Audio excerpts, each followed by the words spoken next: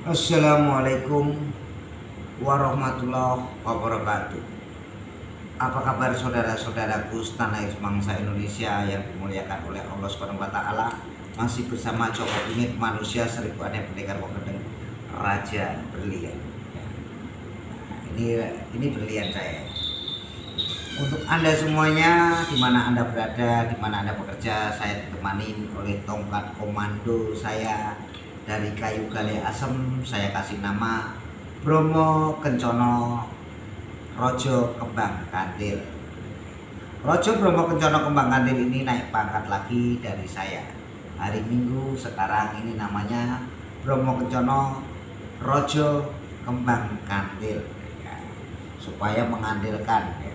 Kembang kantil, melati, penongo, semua itu ada maknanya dan ada artinya, ya.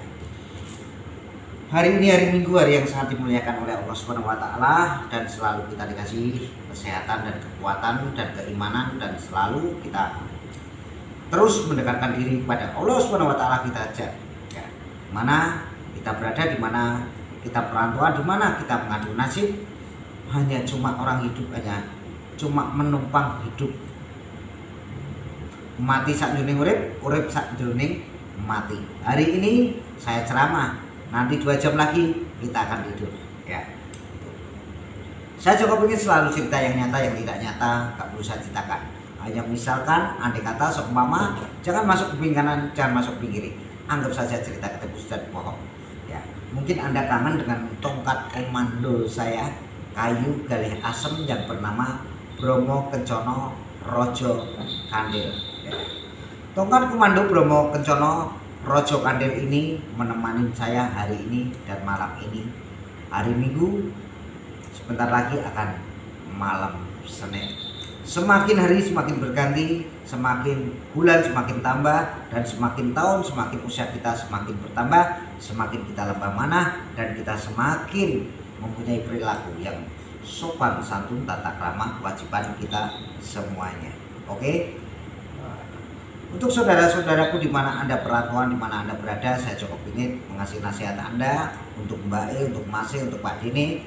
Jangan lupa jaga kesehatan, jangan terlambat makan. Yang penting kita saling mengasihi, menghormati sesama umat manusia. Jangan saling beradu domba, jangan saling meruntuhkan. Lebih baik kita mencari persaudaraan. Semakin banyak saudara, semakin banyak jamaah, semakin dimudahkan rezeki oleh Allah Subhanahu wa taala. Mencari uang lebih gampang. Kenapa? Saya ingin menceritakan bagaimana, ya. Banyak orang yang bercerita, kenapa yang menjadi presiden rata-rata orang Jawa Tengah dan Jawa Timur, ya. Rata-rata yang banyak Jawa Tengah. Karena seorang raja itu dulu ada pusakanya, pusaka Paku Rojo Bumi. Paku Rojo Bumi itu yang mempunyai adalah seorang raja yang pertama. Paku Raja Bumi ini yang memiliki adalah raja yang pertama di Jawa Tengah. Karismanya sampai luar Jawa, sampai Afrika, Amerika, Jepang, London, sampai keris pusaka Paku Bumi Rojo itu dicari orang-orang yang sangat luar biasa. Yang mempunyai adalah seorang raja pertama di tanah Jawa. Makanya kalau presiden yang menjadi orang Jawa itu sudah wajib dan wajar, ya. Diwajibkan dan wajar. Ya, wajar itu karena apa? Yang mempunyai pakunya Rojo Bumi itu dipendem di bumi, ya. Nggak ada yang tahu, kita pun juga nggak tahu sebenarnya. Hanya cerita seperti itu zaman mbah saya, zaman kakek moyang, nenek moyang kita semuanya, ya. Sampai pakunya itu dicari oleh raja-raja lainnya, ingin memiliki pakune bumi, sampai orang Jerman, Korea, Jepang, London, ya, Afrika, Amerika pada mencari paku Raja Bumi. Kalau paku itu sudah dipakukan ke bumi, di Jawa jatuhnya Jawa, wajar. Ya, jadi jangan kenapa ya banyak orang-orang yang bilang kenapa seorang raja ataupun presiden, setiap presiden yang jadi orang Jawa itu. Jawa itu sangat luar biasa. Jawa itu kemana-mana disukain orang. Ya. Mau Jawa Barat, Jawa Timur, Jawa Tengah, mau orang Bali, mau orang manapun tetap disenengin oleh yang penting kan perilaku, tata krama, akhlak kita. Kalau kita baik, kita akan dihormati. Kalau kita nggak benar, mesti disalahin orang, kamu kok nggak benar. Makanya senjata paku bumi rojo itu raja itu nggak sembarangan orang memiliki. Itu gaibnya seorang Semar para Semar. Itu yang mempunyai paku itu, senjatanya Semar, 7 Semar. Semar ini berundingan, lebih baik paku ini saya pakukan. 7 Semar itu mempunyai paku yang kembar dan kekuatannya dahsyat sekali. Ya. Makanya kita itu harus percaya bahwa Allah itu mempunyai semuanya. Semar 7 itu kawan-kawanku, Semar 7 itu mempunyai paku rojo bumi. Paku rojo bumi itu dipakukan ke tanah Jawa. 7 Semar itu. Makanya Semar bumi, Semar kayangan, ya, Semar Bangunegoro, Semar kuning, Semar dodok, Semar tangis, ya, Semar mesem, Semar pelet, itu semuanya ada. Makanya kalau Anda penasaran ataupun Anda kenapa setiap menjadi presiden rata-rata orang Jawa, itu karena apa? 7 Semar itu tadi menyukai raja, para raja di tanah Jawa. Karena mencari raja itu yang paling jujur susah. Akhirnya Semar 7 itu menyamar menjadi seorang pengemis di depannya raja Jawa. Semar itu mengemis dan menyamar minta air dan setekuan dan nasi 10-an. Dikasih seorang raja dan ratu tadi. Sedangkan raja yang dulu itu masih pertama, Raja Jawa, itu adalah baru pengantin baru. Diuji 7 Semar. 7 Semar ini memegang paku bumi rojo.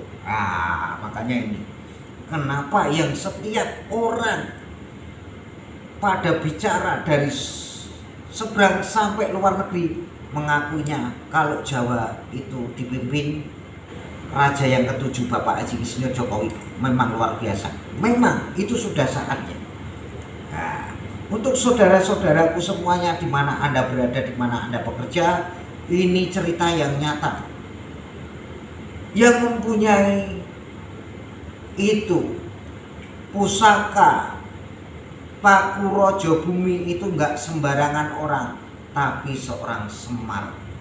7 Semar ini yang bisa menyamar akhirnya dipakukan ke bumi Jawa. Jadi kuat sekali.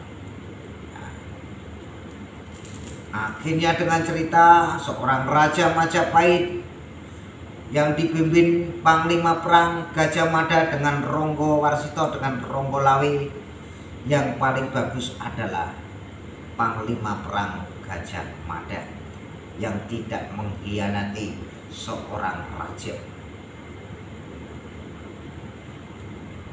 Untuk saudara-saudaraku semuanya, tentu Anda pada bicara di mana-mana, bicara kenapa yang menjadi presiden rata-rata orang Jawa. Karena orang Jawa tadi sudah pernah didatengin 7 Semar menyamar minta makan kepada raja pengantin baru tadi. Itu nyata dan terbukti.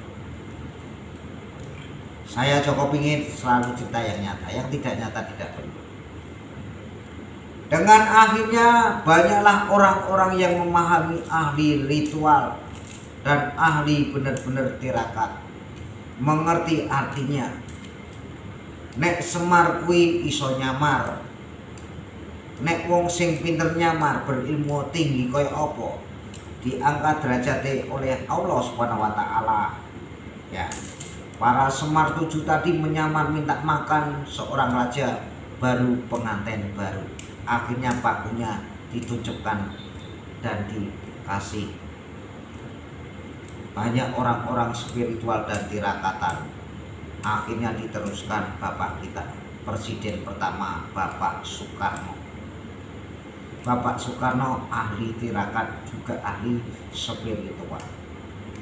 Dengan keduanya diteruskan oleh Bapak Soeharto, juga ahli tirakat, juga ahli spiritual. Yang tahu orang-orang spiritual itu memakai baju apa, celana apa, pecis apa, itu dihitung. Makanya kita semuanya mempunyai budaya, kesenian, tirakat, ritualan, itu kita wajib dan penting karena leluhur kita, kakek nenek moyang kita seperti itu, seperti kayak raja yang tadi. Raja yang pertama pengantin baru didatangi 7 Semar. Mengapa orang pada penasaran setiap menjadi presiden kenapa orang Jawa Tengah dan orang Jawa Timur? Ya, kenapa orang Jawa? Nah, itu pada buat cerita khusus siapapun. Karena paku bumi ini ada yang bilang kalau pakunya satu keluar bisa menjadilah kogra. Kogra itu artinya ya. Jangan sampai kamu yang tahu seorang raja, jangan sampai ada yang tahu, karena teman bisa menjadi lawan, lawan bisa menjadi saudaramu. Itu katanya Semar 7 tadi yang minta makan dan minta nasi. Dengan akhirnya para Semar-Semar itu berjalan pelan-pelan menuju kota Kalimantan. Menuju kota Kalimantan akan meneruskan terus perjalanannya seorang Semar tadi sampai sekarang di Kalimantan. Orangnya tetap orang Indonesia, sangat luar biasa sekali, orang NKRI yang menghormati Pancasila, menghormati bangsa Indonesia ya, sampai sekarang masih ada. Karena seorang raja itu percaya dengan seorang pangeran ataupun seorang panglima perang Gajah Mada, karena panglima perang Gajah Mada itu menyukai waktu dulu di Kalimantan juga ya. Makanya jaya-jayanya Majapahit ada di kota Kalimantan ya. Karena cerita ini bukan cerita bohong. Makanya orang Kalimantan manapun menyukai Indonesia maju ya. Indonesia semakin banyak bangunan, semakin di mana-mana sejak dipimpin Haji Insinyur Jokowi ini yang lebih baik dan amanah dari Semar 7 tadi. Banyak orang-orang ahli tirakat dan ahli spiritual menebaknya Jokowi seperti ini. Bukan, Pak Jokowi tulus apa adanya. Dia sendika dawuh pada Allah Subhanahu wa taala. Bapak Haji Insinyur Jokowi selalu lembah mana, dihina, diledek, diejek, dia tertawa karena sudah tugasnya seperti itu. Tapi jangan sampai kita menghina presiden kembali, karena presiden pilihan rakyat Indonesia. Kita harus bisa mengayomi presiden kita, tangan pertama di Indonesia ya. Jangan sampai kita menghina presiden kita. Dengan akhirnya panglima perang Gajah Mada itu mendatangi sebuah istana ataupun istana Kalimantan, kerajaan dulu, itu sangat nyata dan benar, bukan berhayal saya, itu nyata. Ada seorang pangeran-pangeran, para ratu-ratu itu akhirnya dengan muspro dan musnah 7 Semar tadi entah tak tahu kemana. Karena akhlak perilakunya Semar itu sangat luar biasa. Jadi Semar 7 itu dibagi-bagi. Ada yang di Jawa yang tua, ada yang di seberang, juga ada di luar negeri. Akhirnya berinkarnasilah kita. Ada satrio para satrio dan putri para putri yang bisa mengawin 7 bidadari. Siapa kalau bukan Joko Tarub. Itu ada ceritanya dan legendanya sangat luar biasa. Akhirnya mendirikan dengan sangat luar biasa. Raja para ratu pengantin baru tadi bersenang mempunyai anak satu yang bernama Sri Wulandari. Sri Wulandari ini anak raja pertama. Raja meminta anak laki ataupun perempuan, yang penting barokah dari Allah Subhanahu wa taala. Yang penting kau selamat istriku. Kita berdoa, akhirnya keluarlah anak wanita yang bernama Sri Wulandari. Sri Wulandari itu disukai 7 Semar tadi, disukai, diayomi. Setiap manapun orang yang mau mendudukin pencalonan raja mesti kalah sama Sri Wulandari. Akhirnya Sri Wulandari semakin gede, semakin dewasa.